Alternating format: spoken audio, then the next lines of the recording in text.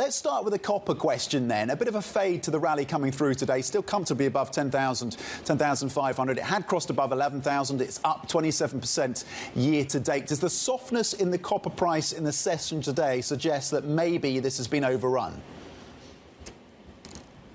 I think what we're really seeing in copper today is this tussle between the short-term demand and long-term demand. So short-term demand, really you have the pullback brought about by China's pretty unimpressive economy still. We still have lots of questions about the property sector, lots of questions about consumer confidence.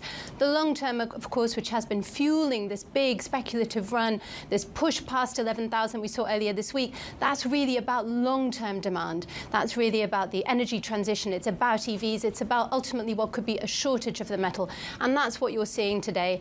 The bulls perhaps straining to keep their optimism straining to keep it up basically today. Yeah, the bull's straining to keep it up for today, and we'll see whether or not the fundamental story is there for copper to give it further legs in the days and weeks ahead. On gold then, Clara, a number of different catalysts that analysts are pointing to, whether it's the central banks buying of gold, whether it's geopolitics, whether it's Fed expectations. What for you is kind of the standout catalyst at the moment for the yellow metal? I think the interesting thing that I would point to in gold today actually is the China import figures. If you look at those figures, they are down quite significantly. And this, if you think about the role that China has played, obviously you have big macro push for gold. You have the inflation, you have Fed, you have geopolitical risks all over the place, all of which should be pushing gold higher. But then when you look at China, which has really been named as the single factor that has been pushing us to record levels, that is looking a tiny bit cooler. So today, exports, a few weeks earlier, we had central bank buying, also a tiny bit cooler. So that really will be the one to watch.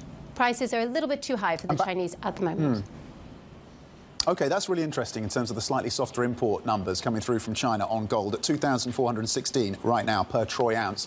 The other element, when we loop back to the copper story, of course, is the BHP bid for Anglo American, and particularly, of course, with the eyes on its copper assets. The deadline then Wednesday. Talk to us about where we stand on that story then, Clara. So we're approaching D-Day. The deadline of the takeover panel regulatory deadline is the end of the day in London tomorrow.